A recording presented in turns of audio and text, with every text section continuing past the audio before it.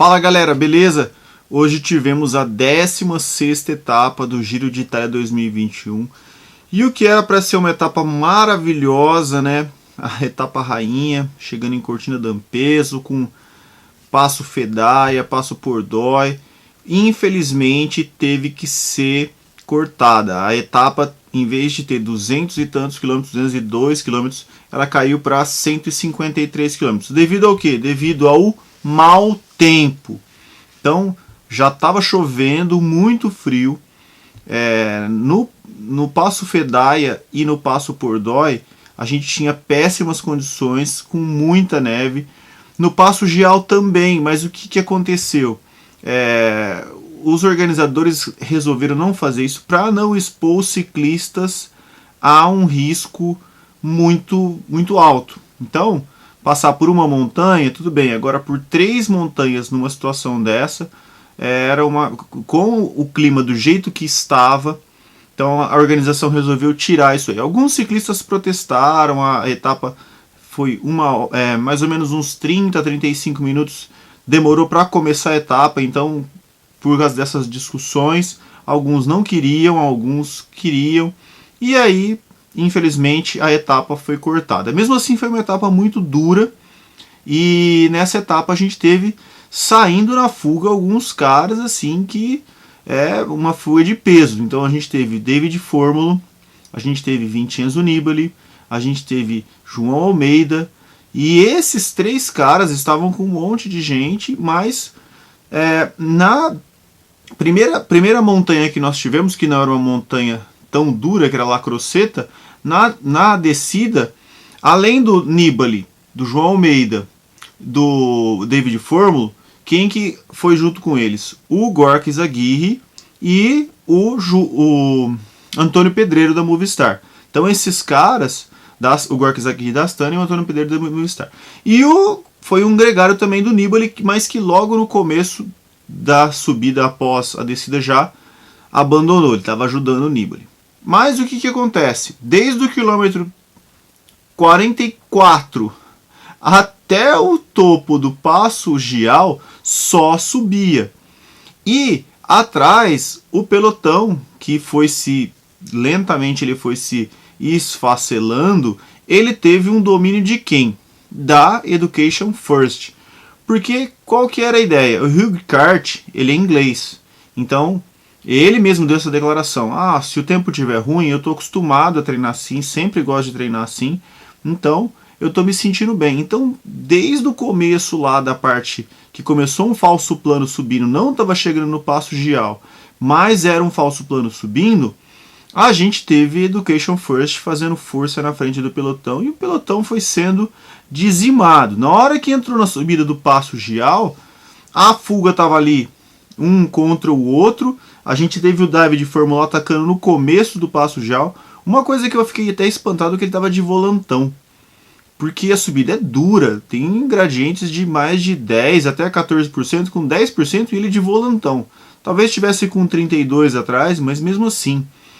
E ele pagou o preço, né? Ele estava de volantão, aí de repente a hora que ele colocou no volantinho, os caras chegaram nele, né? O Antônio Pedreiro chegou nele, depois os outros que tinham ficado para trás foram pegando ele e ele chegou lá atrás. No pelotão, a gente teve então a Education First fazendo força, e antes mesmo de entrar no Passo Gial, que aliás, gente, para quem não sabe, dentro do Giro de Itália a gente tem o Cima Coppi, que é a montanha mais alta que se passa aquele ano no Giro.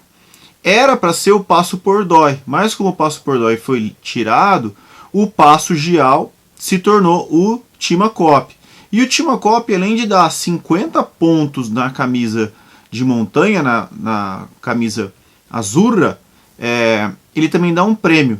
Beleza, os caras estavam ali tentando ganhar esse prêmio, ganhar a etapa. E antes mesmo de a gente ter tudo isso, alguns favoritos já tinham ficado para trás. Renko Evenepoel tomou mais de 20 minutos na etapa, já ficou para trás bem antes. No pé do Passo Gial a gente teve o Alexander Vlasov tendo um erro assim. A gente fala, né? A gente está aqui sentado no sofá olhando, é uma coisa, mas lá deve ser duro. Então ele foi tirar a jaqueta de frio, de chuva, e ela enganchou na roda de trás, nas marchas, teve que parar, mexer na bicicleta, arrancar aquilo da bicicleta. Você imagina a situação do cara, né? A gente falar daqui é fácil, mas imagina se a gente estivesse lá. Bom, e aí nesse grupo pequeno a gente tinha os caras da geral. Então a gente tinha o Hugh Carty da Education First, a gente tinha o próprio Egan Bernal, a gente tinha o Simon Yates, a gente tinha o Damiano Caruso e também tinha o Romain Bardet. Nesse grupo aí, então foram os caras que ficaram mais para frente. Além disso, tinha o Giulio Ciccone da Trek Segafredo. Então a gente teve esses caras aí. E o Egan Bernal tinha como Daniel Felipe Martinez Gregário.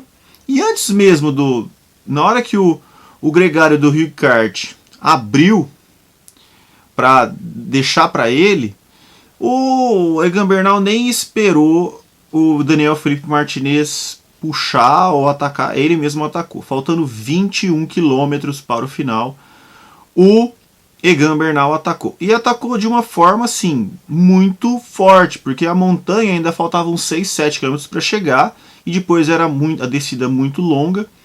Mas, infelizmente, nós tivemos um problema com a transmissão, porque estava chovendo, muita neblina, estava sendo uma transmissão feita por internet, não pelo avião da prova que retransmite o sinal. E nas montanhas o negócio é feio, gente. É feio, tão feio que não tem como nem ter sinal ali. Então, isso infelizmente a gente ficava ouvindo de algumas coisas retransmitidas da organização da prova, das diferenças. E quem que conseguiu acompanhar mais de perto o Bernal foi o Damiano Caruso, que estava em terceiro lugar no geral. O Egan Bernal chegou, venceu a etapa em Cortina d'Ampezzo. Ele até fez uma coisa assim, de muito sangue frio. Na chegada, faltando assim 200, 300 metros da chegada, ele tirou a capa de chuva para mostrar a Maglia Rosa. Depois ele deu uma declaração falando que é a primeira vitória dele usando a Maglia Rosa. Ele ganhou aquela etapa e pegou a Maglia Rosa, né? Mas é a primeira vitória dele usando a Maglia Rosa. Em respeito à Maglia Rosa, ele queria mostrar que ele estava usando ela. Uma atitude muito legal e também uma atitude de campeão. Ele podia ficar ali com os caras, o Yates já tinha sobrado, e ele ficar ali acompanhando os caras, mas não, ele atacou e colocou mais tempo nos rivais ainda. Então, tirar o chapéu pro rapaz, pro Egan Bernal, tá num nível absurdo, e eu gostaria muito de ver ele correndo contra os dois eslovenos em alguma grande volta aí. Talvez esse ano não, né? Só mas provavelmente no Tour de France o ano que vem, Egan Bernal vai bater de frente com Roglic e Pogačar. Bom, depois do Egan Bernal, chegou quem? Romain Bardet e Damiano Caruso. Então os caras chegaram ali apenas a 27 segundos.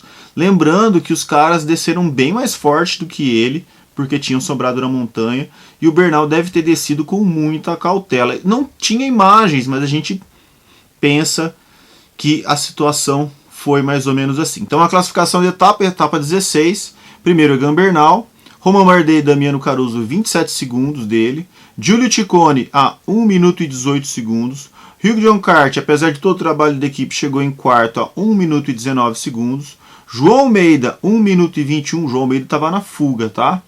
Alexander Vlasov 2 minutos e 11, Gork Zaguirre, que ficou para ajudar, estava na fuga e ficou para ajudar o Vlasov, 2 e 31, aliás o Gork Zaguirre quase tomou um tombaço, perdeu uma tangência numa curva, saiu, quase bateu numa van lá. Davide Fórmulo chegou em nono ainda, 2,33.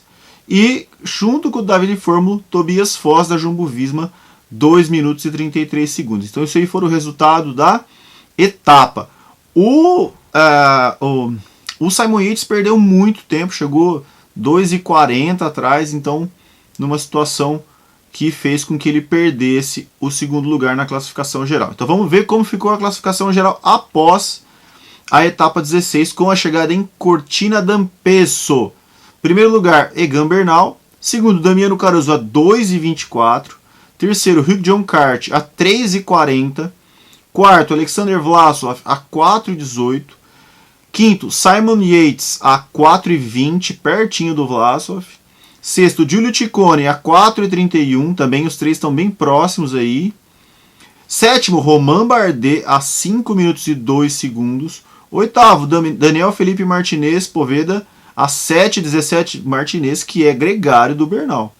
Tobias Foz em nono e o João Almeida subiu para 10º lugar a 10 minutos.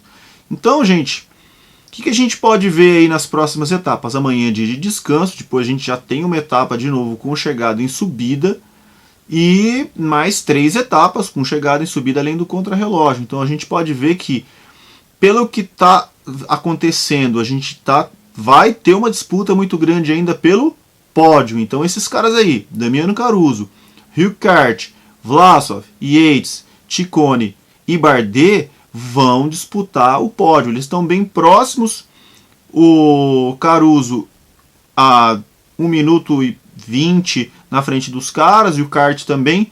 Mas a gente vai ter uma disputa entre esses caras aí pelo pódio, com certeza. Ainda mais que nós temos várias etapas com chegada ao alto, etapas duras, que no final vão ser mais duras que essa etapa, porque ela foi encurtada e foi uma etapa que não foi tão dura quanto deveria. Mas após essa segundo dia de descanso aí, a gente pode esperar mais ação nas montanhas e mais etapas duras. Vamos torcer para que esse clima complicado, bastante chuvoso, muito frio, não exponha os ciclistas a risco e que a organização consiga manter as etapas sem ter nenhum tipo de encurtar as etapas, cancelamento, para a gente ver um show deles aí.